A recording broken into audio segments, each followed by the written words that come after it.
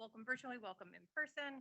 I'm Heather Williams. I'm a visiting fellow in the project on managing the atom here at the Belfer Center. And as you all probably know, we are going to be talking today about Ukraine. The ongoing crisis in Ukraine has raised a series of really pressing and challenging questions about the role of nuclear energy and nuclear weapons. And thankfully, the project on managing the atom, we have a lot of experts who can speak directly to those issues, the historical aspects, the security aspects, and the deterrence angles. And so we're going to have three speakers today. First, we have Mariana Budjeryn, who is a researcher with the project on managing the atom and also has a new book out on Ukraine's nuclear history, which I highly recommend. Then we'll hear from Matt Bunn, who is the James Schlesinger Professor of Practice and the director of the project on managing the atom, and then Dr. Francesca Giovannini, the executive director of the project on managing the atom. Just some very quick housekeeping questions or housekeeping comments, and then we'll get started. This event is on the record. So if you're going to ask a question, keep in mind that people might write it down and repeat it and repeat that you said it. Also, obviously, this event is on Zoom. So for everyone on Zoom, please use the Q&A function. Just turn up the volume. I'm going to move. Is that better? I can see people saying this.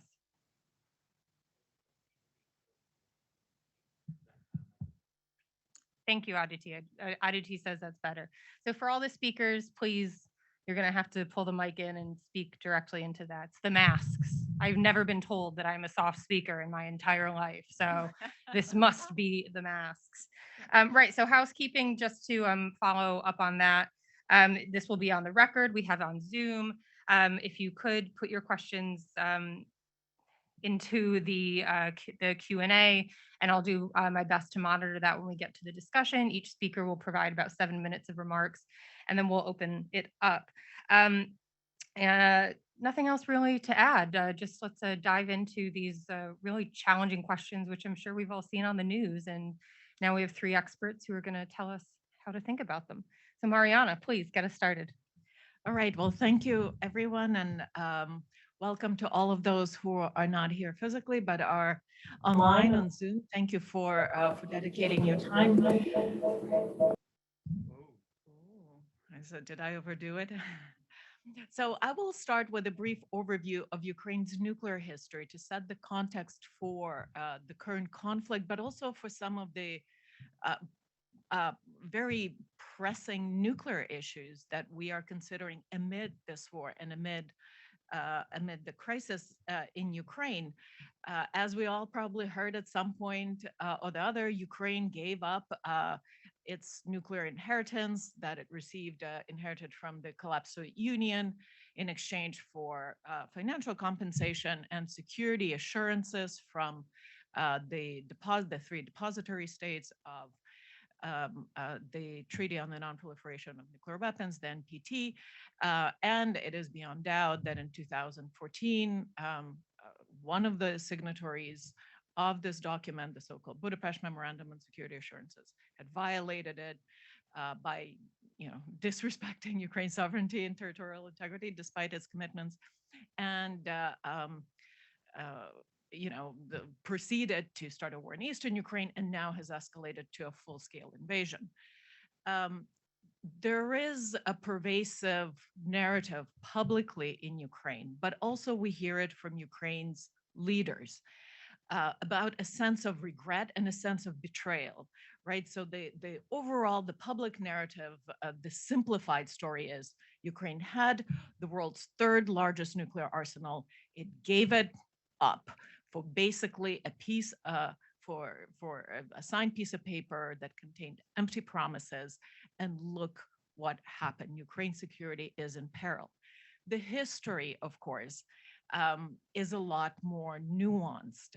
This might be very little consolation to people on the ground in Ukraine or to Ukrainian leaders, such as President Zelensky, who had mentioned the Budapest Memorandum and the so-called guarantees, as Ukrainians refer to them, in his address to the Munich Security Conference, and later on in one of his televised addresses where he made sort of the snide comment that, the diesel fuel that is supplied by the NATO for Ukrainian war effort is about good enough to burn that Budapest Memorandum. Um, Clearly, as a historian and as us as a academic community and community of experts, we need to be able to adjudicate these claims and take a more nuanced look at it. It is true that Ukraine was one of the successor states of the Soviet Union. It indeed had the world's third largest nuclear arsenal on its territory, but what Ukraine essentially inherited was a nuclear option rather than a usable nuclear deterrent.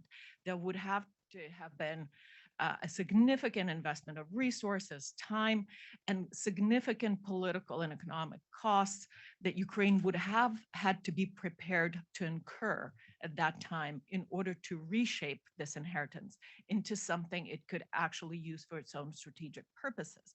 Without getting too much into the details of that part, I think it is the other kind of extreme to saying, oh, Ukraine had a nuclear deterrent is to say that those weren't Ukrainian weapons at all to give up, that Ukraine had, it was a non-decision, Ukraine had zero agency, and that arsenal could be compared to US weapons deployed in Turkey or Germany or elsewhere. That is also a wrong way to think about it. It's no wonder that a lot of Ukrainians are infuriated by this kind of robbing Ukraine of any agency in this decision. There was a decision. It was the right decision. We should not deny, the correctness and the prudence of that decision simply because it made sense at the time.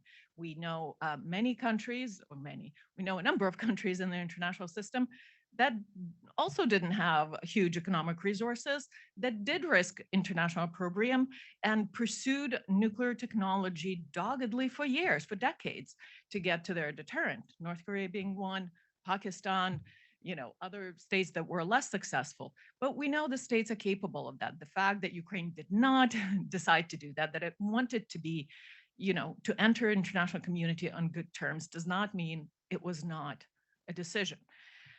So as a result, of Russia's actions, because indeed the Budapest Memorandum was signed, it was not a legally binding document. It did not pledge the so-called guarantees the way the United States understands them as entailing some kind of military commitment, robust security commitments to Ukraine, akin to the commitments it has to its NATO allies or even South Asian allies such as Japan and South Korea and Taiwan.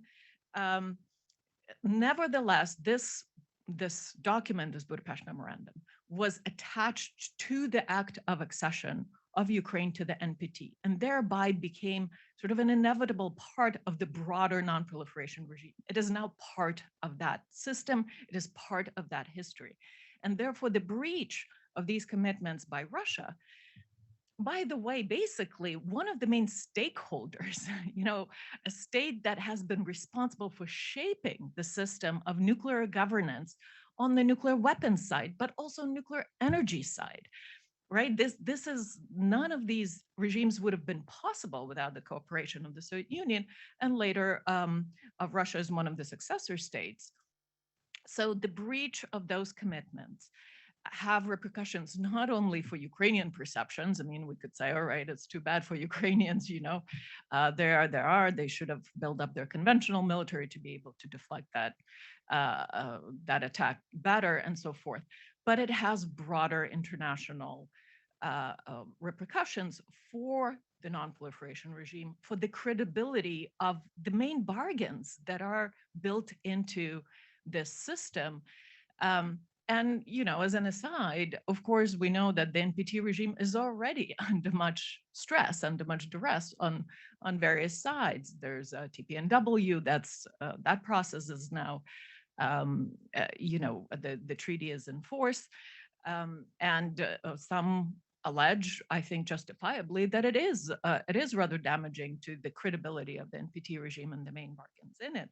And so we, I think, as an academic community, have a real reckoning coming what exactly it means to be a responsible nuclear power, What are the institutions? How do we safeguard the institutions that we have built over decades, the NPT and the IAEA system, when one of the main stakeholders basically goes rogue? Thank you. Great. Thank you so much, Mariana, getting us started. I feel like this discussion might be collecting a lot of big questions. And so you put out there, what does it mean to be a responsible nuclear power, and how do we sustain our institutions? So those are the two big questions to get us started. Matt, are you going to give us more big questions, or do you have answers to all of this? No, I'm going to give more big questions and really fast forward to the concerns people have right now today. We're talking today about catastrophes that could happen, but I want to just remind people of the context of the ongoing catastrophe that is happening for the suffering and brave people of Ukraine. Millions of refugees already, thousands of people killed on both sides, and so on. So let me offer four questions and a couple of thoughts about each of them that relate to the nuclear issues. First, people are worried about, will Russia and NATO get into a nuclear war? I think that's extremely unlikely. Both are deterred from shooting at each other at all. The Cold War crises suggest. I'm sorry to interrupt, but can you just make sure you're talking into the mic? The Cold War crises suggest that crises can get out of control, but in this case, there would have to be a whole series of steps getting out of control. And I think it's extremely unlikely that we would get there. Second question, will Russia use nuclear weapons in Ukraine? Here, we may have some disagreement on this panel as to how likely that is. I think it remains unlikely, in part because Russia, in terms of actual military targets, can destroy whatever it chooses in Ukraine with conventional air power. So the only reason to use nuclear weapons would be to try to shock the Ukrainians into submission. It's clear that the Russians are using their conventional power to try to do exactly that. But I continue to think that it's unlikely. I wish I thought it was inconceivable. Third question people are worried about is, will there be a major nuclear accident? I should say, by the way, that while this is important, it's a much smaller question than actual use of nuclear weapons, in a sense. I think here too that while the Russians are being unbelievably reckless in their use of military force at nuclear facilities, nonetheless, I think the risk of a nuclear accident is low. These facilities are quite robust and have a variety of backup safety systems in place. There is the news this morning that all electrical power for the Chernobyl site has been cut off, but the Chernobyl reactors have been shut down for many years. Their fuel has all been removed and put into storage. It's been cooling in storage long enough. It's starting to be transferred into dry casks.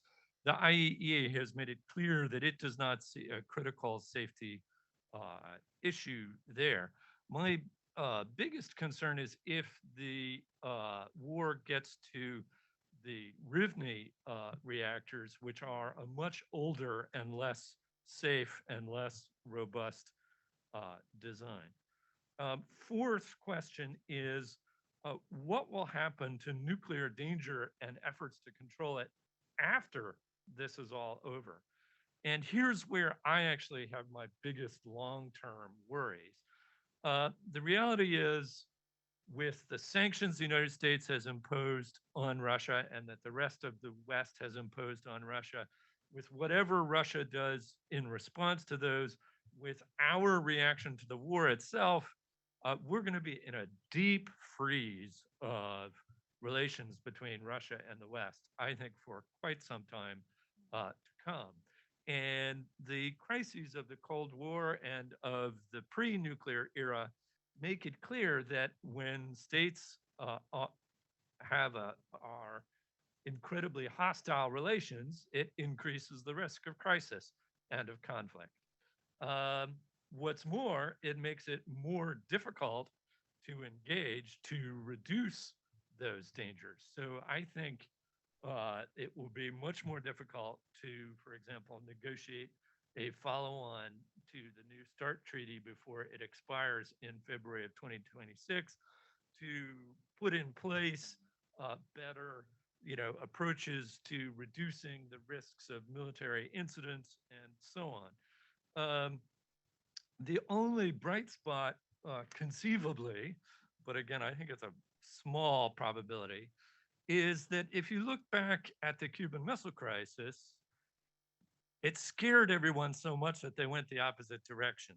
They said, let's try to reduce some of these dangers. And so you see the limited test ban treaty, you see a whole bunch of actions that actually people forget today. There were a series of reciprocal actions that led to pullbacks of troops from the Central Front in Europe, cutbacks in production of fissile material, the destruction of some obsolete bombers, and so on, that did reduce danger significantly, and then ultimately the initiation of serious negotiations on the NPT, and ultimately on strategic nuclear arms control. It's conceivable that this crisis could lead in that direction, but I think it's much more likely that we're leading toward a deep freeze that will increase danger and make it more difficult to do anything about it. Thank you, Matt. So my list of questions for the panel is growing. Questions are also coming in over chat. Also, you can use the Q&A function. I will moderate both. We will, if everyone, I'm going to remind all of our panelists, when you speak again, speak straight into the mic. Some people are still having challenges. Francesca, I know you will not have that problem.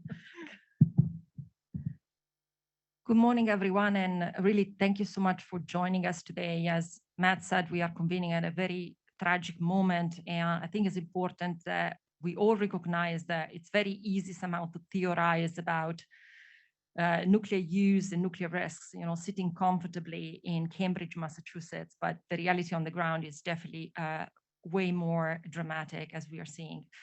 So I want to add just a couple of observations on the crisis, and mostly I would like to point out a little bit what I think were the many nuclear dimensions of this crisis.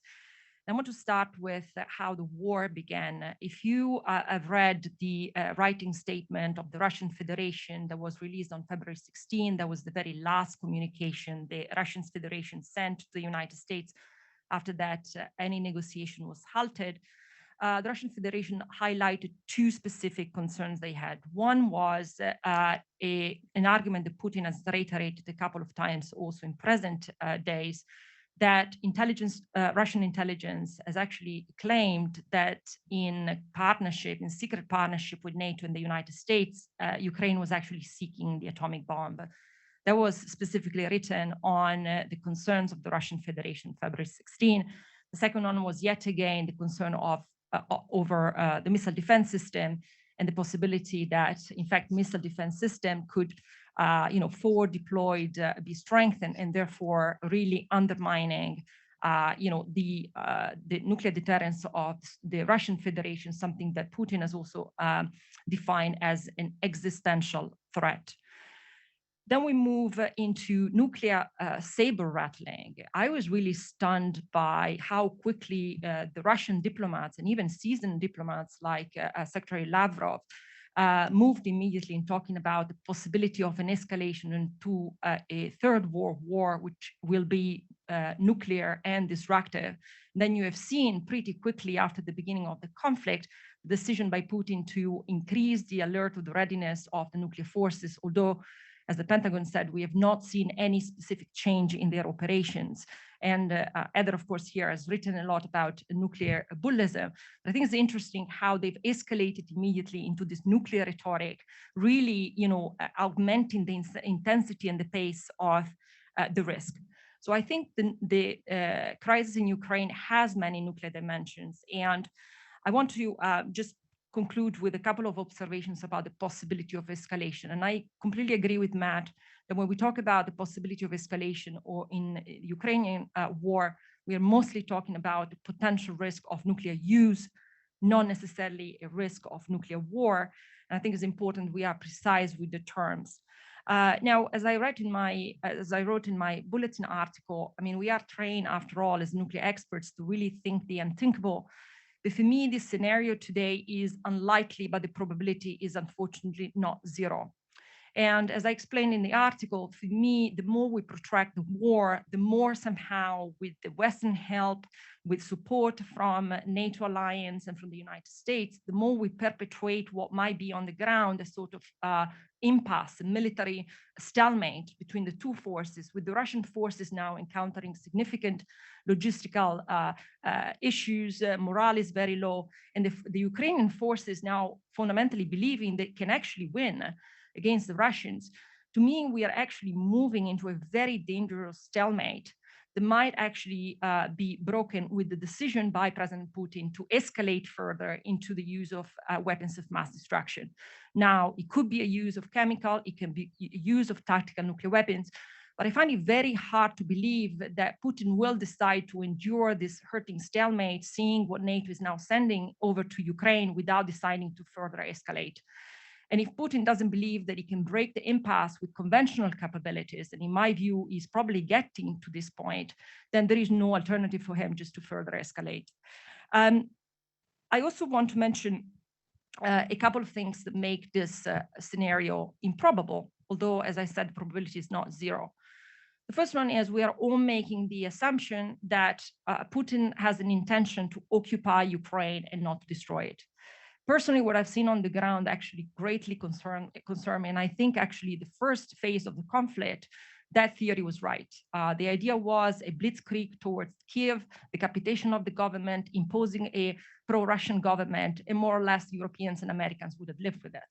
This has not happened. And so the possibility for him even to impose a pro-Russian government right now is zero, let alone whether he will be able to occupy and in fact maintain cities in Ukraine with the forces he has.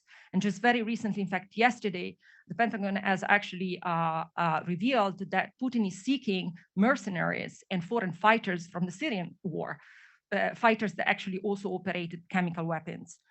The second somehow question that, or at least like idea that make this scenario of using tactical nuclear weapons improbable is the idea of the nuclear taboo. Will he really be that crazy to break the taboo?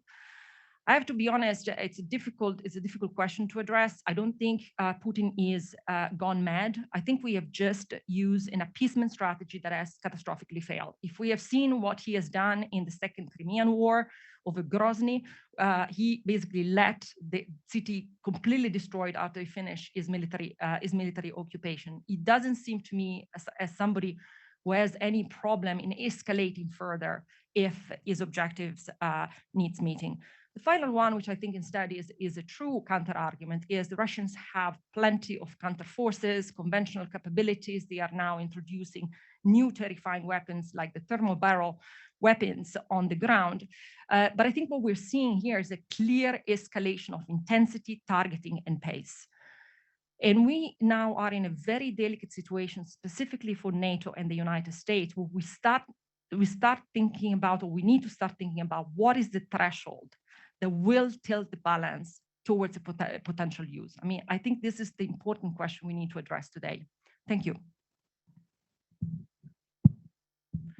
Thank you, Francesca. Thank you to Mariana and Matt as well. I'm going to take the chair's lead and put out one question and just ask all three of you what you think. And then we have lots of really rich questions coming in, and then we'll dive into those. Also, if you're in the room and you want to ask a question, just give me a nod and I'll add you to the list. So my question for all three of you, really simple.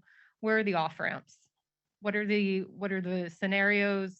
What's the best case scenario in your mind? Mariana, I think we'll start with you, if that's okay. Well, that's $1 million question, or I should say 1,000 lives type of question. We clearly underestimated the sort of risk threshold of Vladimir Putin. And we also realize, I think we know all right now, that the decision to go for a full-scale invasion was made in a very, very narrow circle of people. Most of Russian elites were just as surprised as all of us to see their troops running, so going across the border. So the question is it off-ramp for Mr. Putin personally, or is it off-ramp for maybe the Russian elites writ large? The danger, of course, of this current situation is that President Putin himself is so deeply personally vested into this decision that basically for him to back down or to agree to some sort of compromise terms would basically undermine his position of power, it seems. And in Moscow, I don't know, there's a limited sort of number of parallels, of course, you can draw between the Soviet Union and Russia today, but we haven't seen that scenario play out well for Nikita Khrushchev in the Cuban Missile Crisis. He personally was vested in the decision to deploy the missiles. He backed down, and basically the Russians elite threw him under the bus, and that was the one successful coup that Moscow saw in those decades. So I think I do not have a quick and easy answer, but what I think the Western world that's introducing all these very punishing sanctions and is hoping that perhaps Mr. Putin's closest surrounding will turn on him, that perhaps, or maybe somebody could reason him into some kind of compromise solution. He has not really taken the offramps that were given to him so far. So, so basically, sort of the off-ramp making is more in the Russian court, in the court of the Russian elites, rather than it is in the Western hands. I have a somewhat different perspective. Kennedy, after the Cuban Missile Crisis, said the key is always giving your adversary a face-saving way out.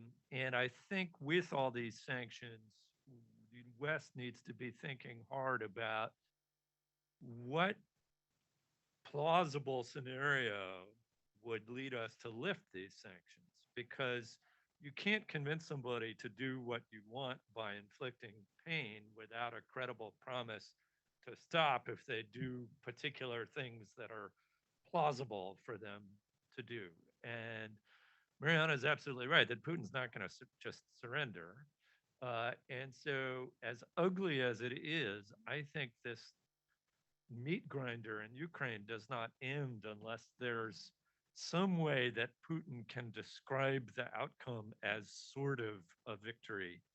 And thinking through what kind of compromise Ukraine would be willing to accept and the West would be willing to accept, that it's at least conceivable Russia would be willing to accept, I think is one of the urgent things we need to be doing at the moment. I don't think, for better or for worse, that it's going to include leaving open a door to NATO. I think Russia's going to keep the meat grinder going as long as that is one of the key items that may still take place. I don't have a good answer. Neither am I, but I have a couple of theories. So if you look, for example, at the conflict resolution literature, normally you reach a hurting stalemate, and at some point, the cost of fighting are so big that you come to the table, right? So what is it that Putin can claim as military victory that would allow him to save face, to show the Russians that it was worth it, and somehow, justify the astronomical cost he has taken? For me, the next 2 or 3 days are going to be quite important, because should he be able to conquer Odessa, right? He could claim actually that he has been able to occupy the entire Crimea. And that to me will be a strategic objective he could actually, bring home, thinking that this was particularly important. Odessa is one of the most important ports in Europe, great access to the Black Sea. With an agreement with Turkey, you might get access also to Mediterranean, extremely strategic objective. So if I were Putin at this point, I would concentrate most of the troops in Odessa and claim that he has conquered Crimea, which has become a Russian Federation area. I would bet that Zelensky would probably try to negotiate harder, but at the end, he would probably concede that Crimea was already in part occupied by, pro-Russian forces. And, in return for, a series of security guarantees, he might actually maybe accept that negotiation. One last point, I heard Dmitry Peskov asking for Ukraine to change its constitution and declare neutrality. I find it awfully bizarre because Moldova has the constitution that declares itself to be neutral, and yet it does have Russian forces on its territory, and it has asked multiple times for these Russian forces to withdraw. So they have no credibility in asking for neutrality, given that we have empirical evidences they will not respect it. Can I just add a very short comment to this? Perhaps, and we're all grasping at straws and looking for silver linings, but in terms of a face-saving solution, actually the Russian state's pervasive control of media could be, an asset here, because if Putin could find a way to manufacture a pretext to justify going to war with Ukraine, contra against the survey data that we know that the popular opposition to such a war domestically, that perhaps he can find a way to manufacture a face-saving way out of the Ukrainian war. And we have seen a very big reluctance of the Russian government to admit losses. They haven't called it a war. They try to maintain some still tenuous sense of deniability. So I agree with you, Francesca, the longer the war goes on and the more apparent it becomes that it's actually full-scale war and there's bodies coming back to Russian mothers, I think, there will be perhaps a motivation for the elites to reach some kind of a solution, because Russia is a big country and it's a country that's very difficult to govern. So the governability of Russia itself will become an issue. That's just a couple of things to keep in mind that might help us think of solutions. Great point. I also just want to pick up quickly on something Francesca said in thinking about Odessa, because this is an aspect of the crisis that I think touches us in the nuclear community very personally, because there are research centers there and we have a lot of colleagues in Odessa working on these issues who we all have met with at conferences, who we've befriended.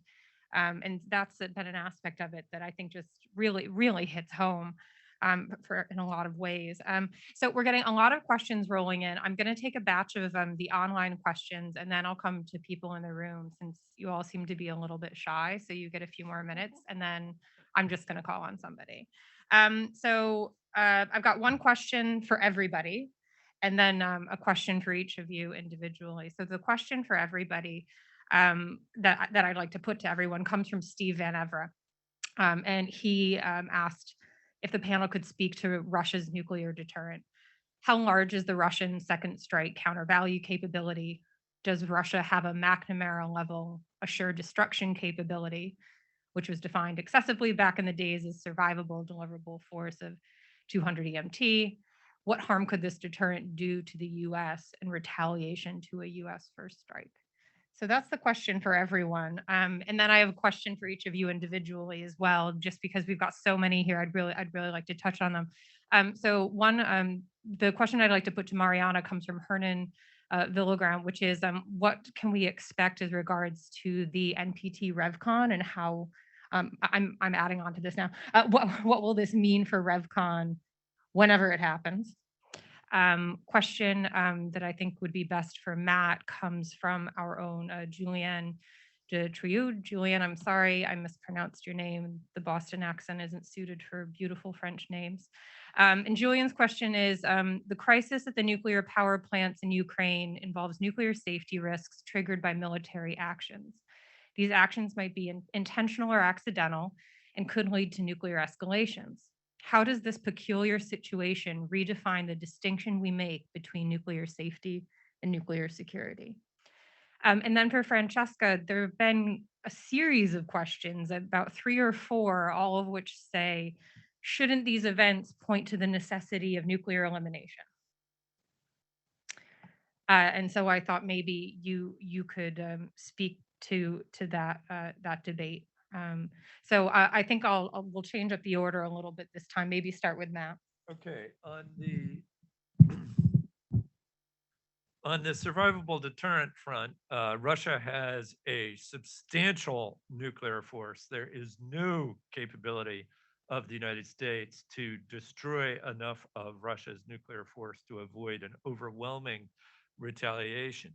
Now, it is correct to say that US counterforce capabilities against Russian ICBM silos are very, very substantial, that US anti-submarine warfare capabilities against Russian submarines are quite significant. It is also correct to say, however, that the Russians have made very clear that their ICBMs are in a launch on warning, what we would call a launch on warning posture, what they call something like immediate retaliatory strike or something like that. So in their published doctrine, they make clear that if they confirm that there are missiles heading for Russia, if they track where those missiles are going and understand the endpoints, the targets of those missiles, that they will launch there. So there's really no possibility of considering something like, for example, the United States did consider in the 1961 Berlin crisis, where Karl Kazin and Henry Rowan put together a plan for a first strike on Russian nuclear forces, which was thought likely to be quite successful. That's really not an option at this point. On the nuclear safety question, I think nuclear safety and nuclear security are deeply related to each other. Now, in many languages, safety and security are the same word. So let me explain for those from countries speaking those kinds of languages, that by safety, we mean preventing things from happening by accident. And by security, we mean preventing things happening because somebody intentionally caused them to happen. Now, this is sort of a combination, as Julian's question suggests. You have intentional action that is interfering with safety. I do think that the situation reminds us that nuclear power plants are really sort of a proposition for a century. You know, it takes a decade or so to build them, and then they operate for 60, maybe 80 years. Then it's going to take a decade or two to decommission them. And in many places, you can't really guarantee that there isn't going to be a war or a revolution, you know, over the course of that period of time. If you look at the states that have nuclear weapons, for example, 8 out of the 9, all but the United States, have had either a major war or a revolution on their territory in the last century, which is sort of a sobering thought if you think about it. So I believe we continue to have a need to strengthen both nuclear safety and nuclear security in countries around the world, and that we need to be more careful in thinking about the nuclear energy option in particularly war-torn regions of the world. And that's a factor that we need to sort of bump up a little bit in our consideration when we're thinking about nuclear exports and things of that kind. So I'll stop there.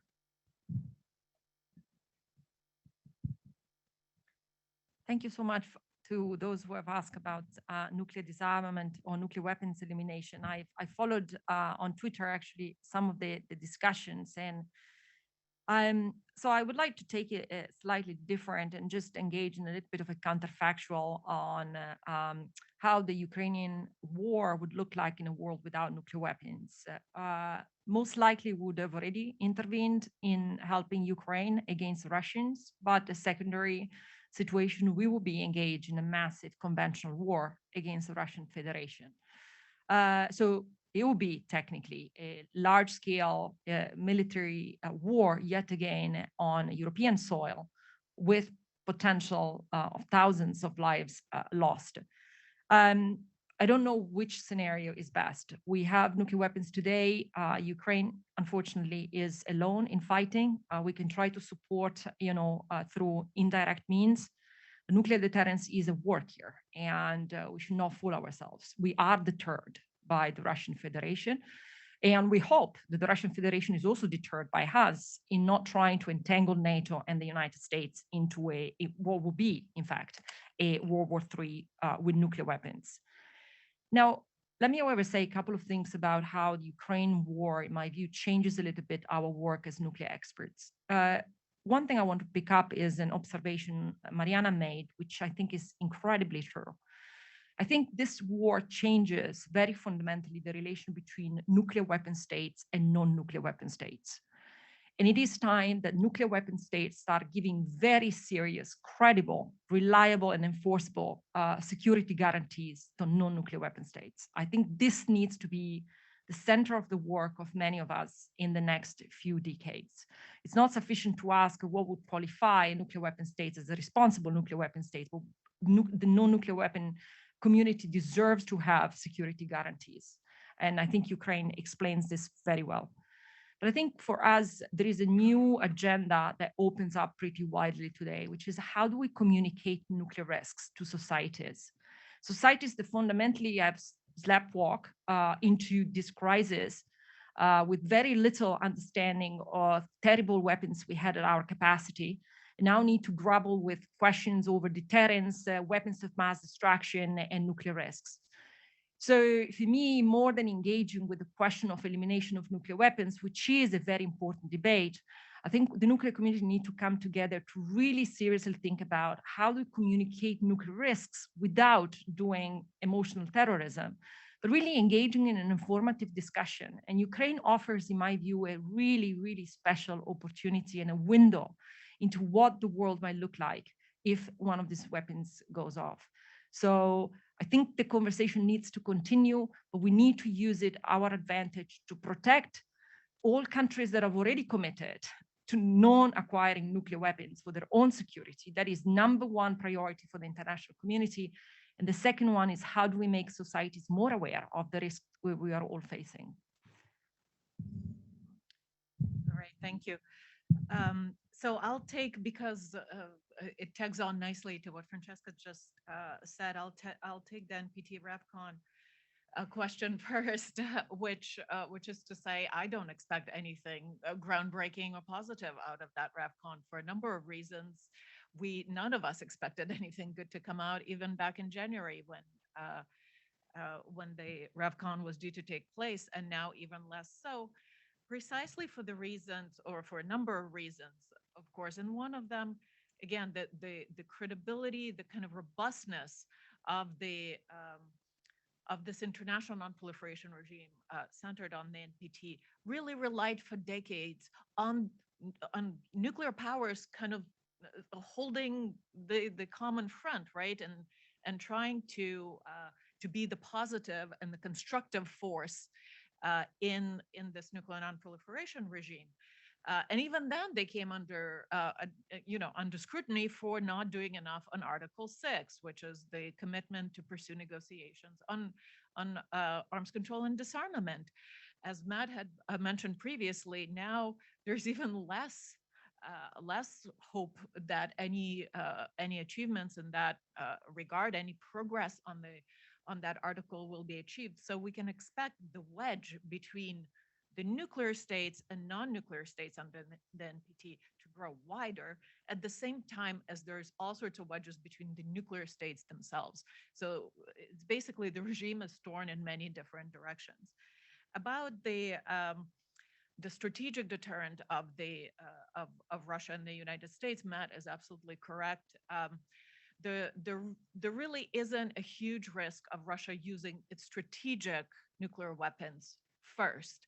The way we understand their command and control system is configured, there has to be a confirmed warning from their early warning system to even unlock somehow technically the capacity to launch a missile.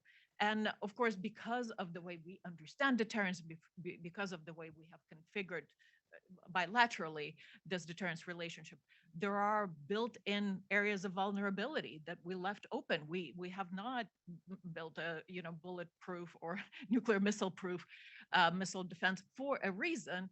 One is it's very difficult technologically. Another one is you leave that vulnerability. You leave this mutual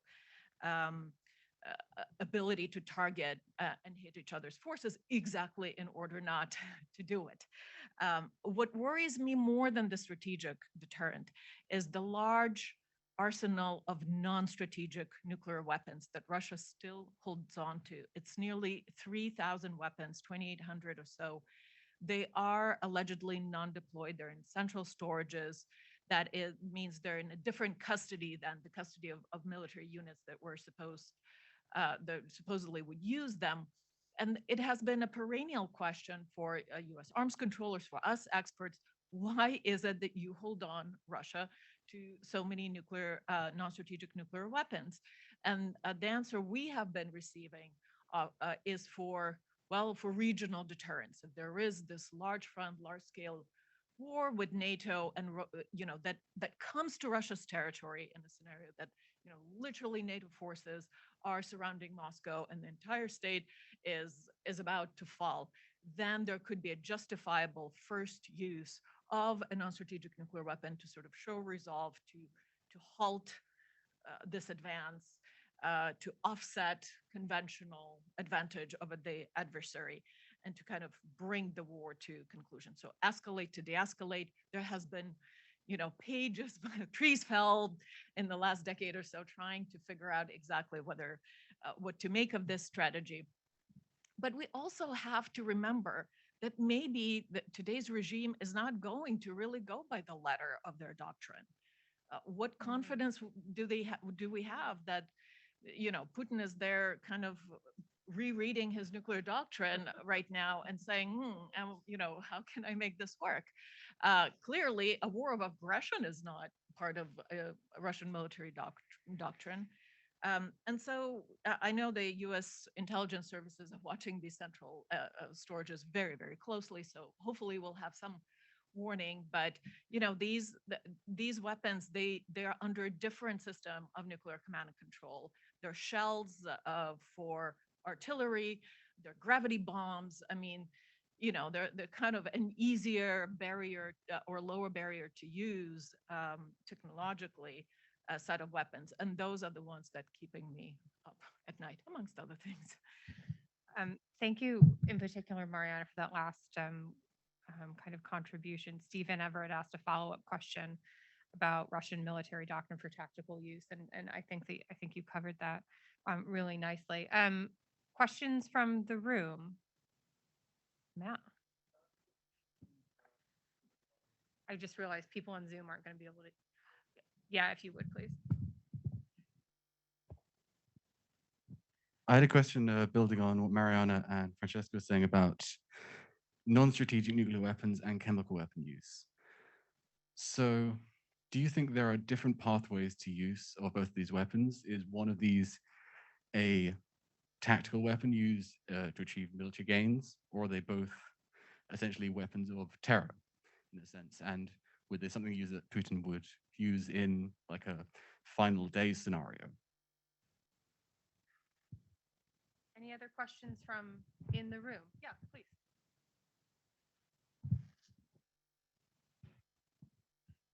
Thank you. So sort of building on the last question, I fully agree with the need to have the distinction between nuclear war and nuclear use. But I think when we were talking about nuclear use, the framing question was, the actual use of a tactical nuclear weapon against, some form of target in Ukraine. Do you think there's any possibility of, for example, a kind of nuclear demonstration to as a kind of signal of resolve and an attempt at psychological damage?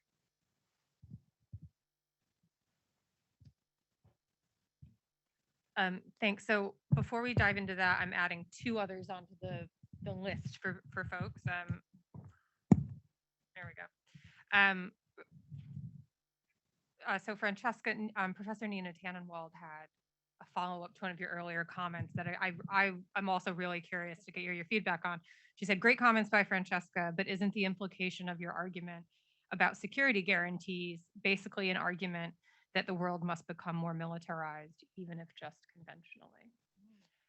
So I'd be interested to hear your thoughts on that. And then for Professor Bunn, we had a couple questions coming through about today's news about Chernobyl, and that the Russians have cut off the power supply. I believe I'm mushing together various questions here. If you could kind of speak to what risks that presents, is this something that might be done intentionally? So a lot to kind of pull apart there on pathways to use and other considerations. Francesca, I think we'll start with you this time. If possible, could I ask the panelists try to keep your answers to like 3 minutes so that we can get one more batch of questions and finish right on time? Francesca. Yes, thank you. I'm going to address just a couple of questions on escalation pathways. I mean, paradoxically, I think the chemical weapons use is not that implausible. The Russians have already, as you've seen, supported the regime of Assad in using chemical nuclear weapons. Putin has gone, in poisoning its political opponents with chemical weapons, even on territories like your own, Matt, in the United Kingdom. So it doesn't seem to have a very high threshold for when it comes to limited, if you want, very surgical use of chemical weapons. I also want to point out that I understand for some, the thermal barrel weapons are still conventional weapons, but if you look actually at what they do, they are, in my view, already a threshold past the conventional capabilities, certainly short of nuclear. But I would argue that actually, if they use that, as the Ukrainians have already argued, that to me implies really a serious escalation towards potential chemical weapons for sure. I think threshold on tactical nuclear weapons is higher. And yes, in the argument, in the bulletin, I make the argument that for me, there is no real utility in the military utility in the use of tactical nuclear weapons. Exactly like Matt said, they can destroy all their military targets with conventional capabilities. But in my view, if at some point you arrive to a point where you believe that NATO is ready to give even more lethal capabilities, they might in fact provide Ukrainians with, for example, dominance over air, right? Airspace. To me, for example, the provision of the jets is actually really dangerous because it would allow somehow a reequilibration of forces in the airspace that might actually be considered by Russian really as an escalatory mechanism. So in that way, in order to stop and halt once and for all the help of the NATO allies, the use of a tactical nuclear weapon would be an absolute undeniable message of absolute resolve that is not going to back down no matter what. Not likely, but the probability is not zero. On Nina, I love your question. We have talked often, and I think when we talk about the elimination of nuclear weapons, we also need to be serious about talking about general disarmament. The two need to go together. And of course, in this phase, we do need somehow to protect, I think, the non-nuclear weapon states that are really watching in horror what is happening. But in the long run, I think we need to start thinking about nuclear disarmament in a much broader framework of general disarmament. And we don't connect enough the two in a way. And in addition, and I'll finish this, when also we talk about nuclear disarmament or conventional disarmament, we need to think also about other security frameworks, other ways somehow for diplomacy and multilateralism to function. That is certainly not going to be, the way we do business today. So a nuclear weapon, a world without nuclear weapons is not going to be this world minus nuclear weapons, as we often say, is going to be a world that functions really very differently in terms of global governance. Thank you all for the questions. Right. So I would agree with Francesca that the main goal of using something like a chemical or tactical nuclear weapon would not be to destroy targets. Targets would be, the choice of targets would be secondary here. It would be primarily the psychological effect. And there are options short of just, creaming the whole country with nukes. You can do an electromagnetic pulse, detonate a weapon at some height in the atmosphere that would knock out electricity and radio signal and would incapacitate a large population center. I would respectfully disagree with Francesca that, had there been this conflict took place without nuclear weapons somehow altogether, that it would necessarily, the alternative would be a full-scale war in Europe. There are options in between. Ukrainians have requested a no-fly zone. You could certainly keep the engagement over and, on the Ukraine's territory being, parties being deterred to bring the military escalation to each other's home territory. I mean, Russia does not want to have war in its own territory. So I think it's just that our tolerance for risk, I think what we are understanding in the West is very different what the tolerance for risk in Moscow is. And again, we need to be asking ourselves really, really hard questions about how deterrence, conventional or strategic, works in such asymmetrical sort of socio-psychological conditions. So in answer to Mac's question, it feeds into what Mariana was saying, that I think a demonstration shot somewhere, that doesn't actually destroy anything in particular would be a very plausible option. And I don't think it's all the way to the end of days, as Matt was asking. I think it's, again, I think it's unlikely that Russia will use tactical nuclear weapons. I don't think it's inconceivable. I will say one small correction for Mariana. As far as we know, Russia, like the United States, eliminated all of its nuclear artillery. They have nuclear weapons for short-range missiles of a variety of kinds, some of which are things like naval defense, which is pretty hard to argue you'd use that when the very survival of the state was at stake. So the characteristics of their tactical nuclear weapons and their nuclear doctrine are uneasily matching with each other at best. On the Chernobyl front, again, the Chernobyl reactors have been shut down for a long time. The issue, to the extent there is one, from the so just to catch people up who haven't been on Twitter this morning, the all electricity supply externally to Chernobyl has been cut off. What's more, the IAEA has reported that it's no longer getting information from the radiation monitoring capabilities at Chernobyl. However, as I mentioned, the IAEA has also said this does not pose a critical safety issue. That fuel has been cooling for a long time. The IAEA in an earlier update had said, even if all electrical power was cut off, the fuel is cool enough and there's enough water that it would not pose a terrible safety issue. So because those reactors have been shut for so long, they pose a lower concern than the other nuclear reactors that are operating in Ukraine. And the reason for that is even when you shut a nuclear reactor down, it keeps generating a huge amount of heat from the fission products released in the nuclear reaction. And unless you keep that core underwater and continuously cooled, bad things will happen, as we saw at Fukushima. And so the key is making sure that in these military conflicts as they unfold, you don't destroy all of the capability to provide electricity to those cooling systems, and that you don't destroy the cooling systems themselves. You've got to keep the core underwater. You've got to keep the spent fuel that has been, at least the stuff that's recently discharged, underwater, or unfortunate things will happen. But for Chernobyl itself, it's not a big concern. And overall, while I worry about nuclear safety in Ukraine, I worry much more about bombs and shells and people not having food and people not having water and people not having medical care. We're seeing a gigantic humanitarian catastrophe taking place in Ukraine, even without any nuclear accident so far.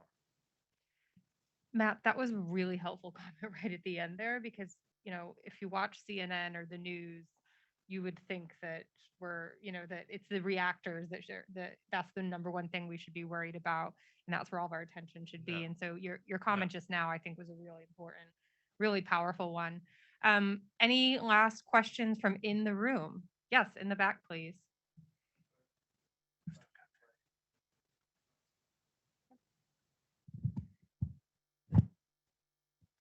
Thank you. My question is about an era of cross-domain deterrence, especially, and considering the fact that what if? So my question is about if if the policy is not to escalate, to de-escalate, and the policy is basically escalation in a certain way, and in that case, do you think there's a possibility of, for example, I have been reading about United States having a capability, cyber capability, more than that of the Russia that Russia possesses. So, what is the possibility of a Stuxnet-like attack on Russia? If it's okay, I'm going to throw in a few more, and then we'll do a final one. But was there anyone else in the room? Yeah, Will.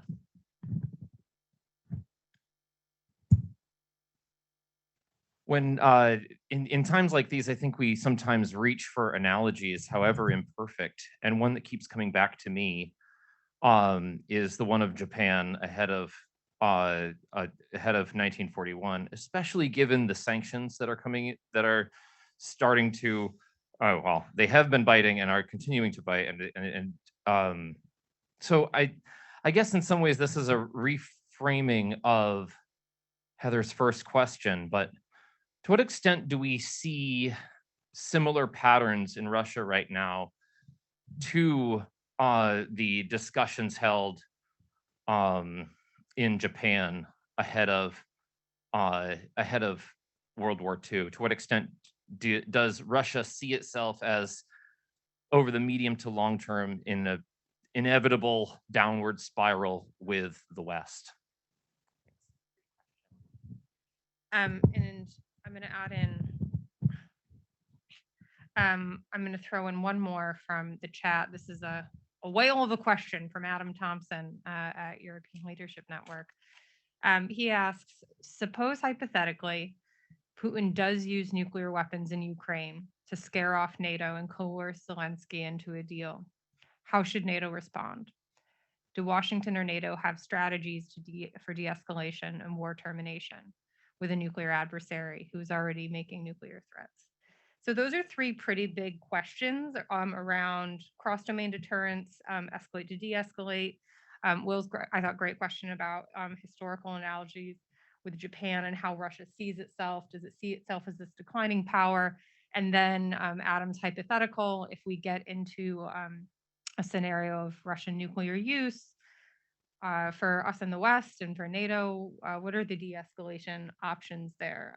Again, if I could ask everyone to kind of stick to 3 minutes, and that way we will, should end right on time. I think Mariana, will start with you again. Also, any general closing comments that you want to add, please.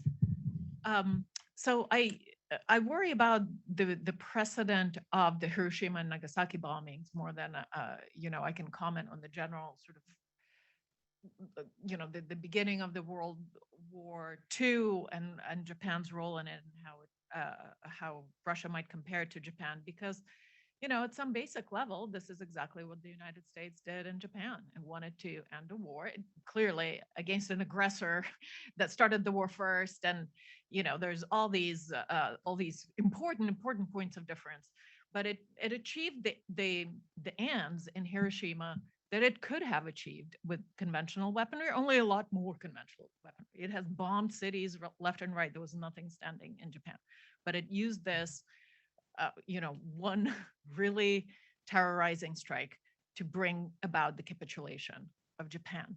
So not that I'm trying to point fingers and whataboutisms.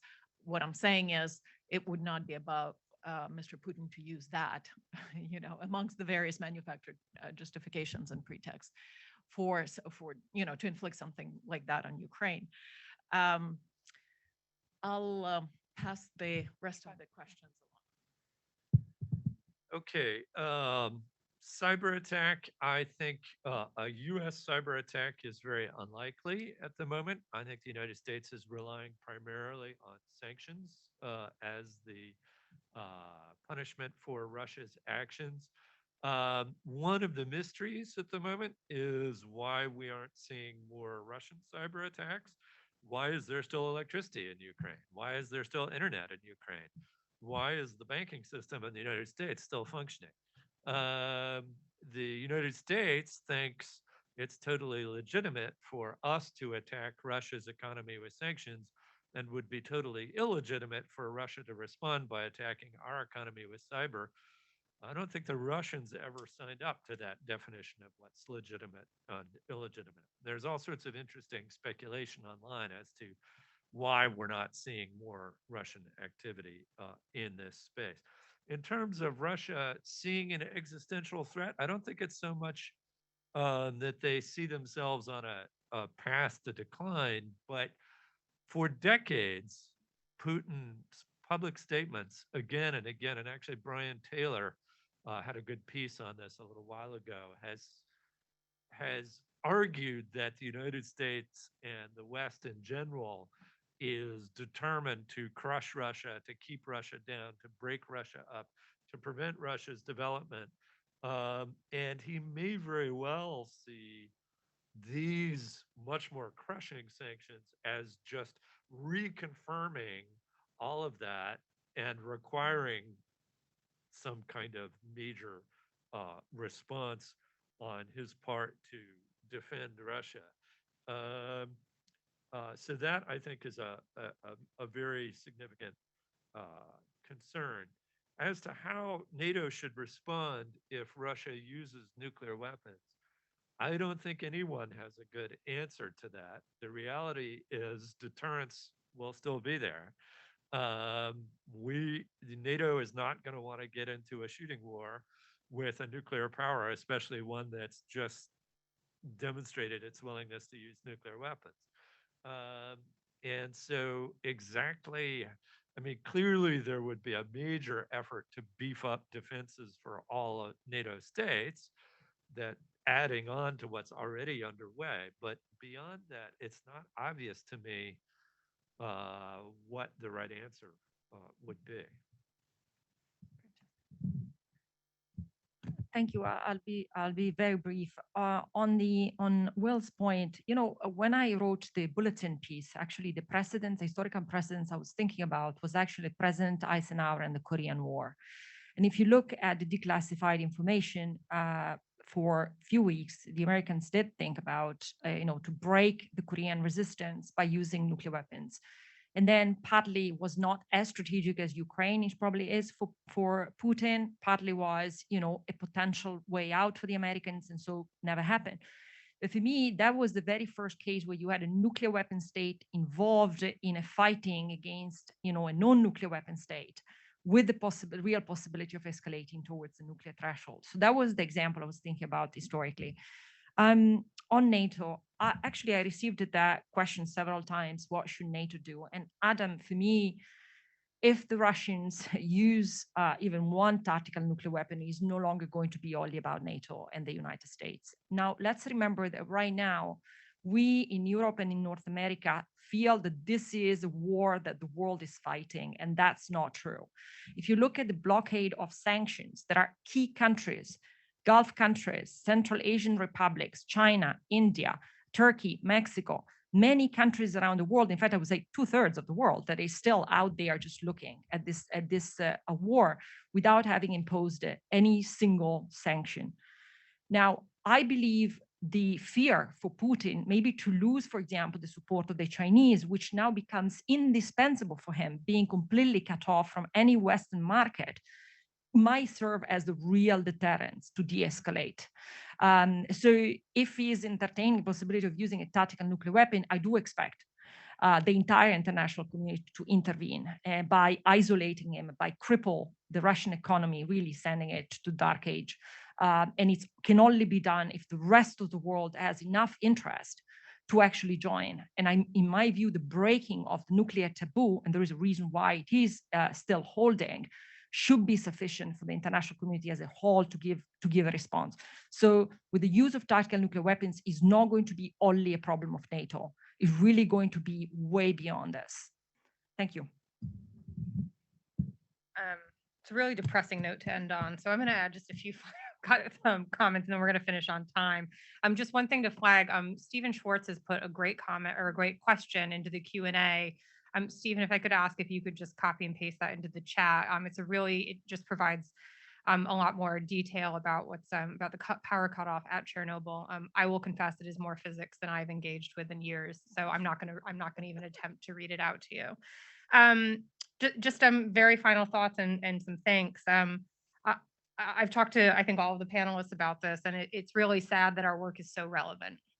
None of us want our work to be this relevant. It's not nice to see nuclear weapons in the news as often as we do. And one big takeaway for me from this panel and from ongoing discussions, and also just for as part of the privilege of being part of managing the Atom this year, has been the need for deeper thinking, particularly around deterrence. And I thought that today's questions and today's discussion really drove that point home. And so I think that that's something all of us, all of you on Zoom, all of you in the room, just kind of re-engaging with a lot of those first principle questions that we can all do going forward. So thanks to you in the room, particularly to those of you who were brave enough to ask questions. Thank you to all of you on Zoom. There were so many questions and comments in the chat on Zoom. I really apologize if I did not get to your question. There were quite a few that I couldn't. I tried to lump them together, but thank you for being such active participants and bringing such a rich discussion. Thank you to Marina Lorenzini and to Matt Parent for helping us get set up today. And then thank you to our panelists for really rich contributions. I learned a lot, and just great privilege and great to be part of this conversation. With that, and I finished us at exactly 11:15. My work here is done.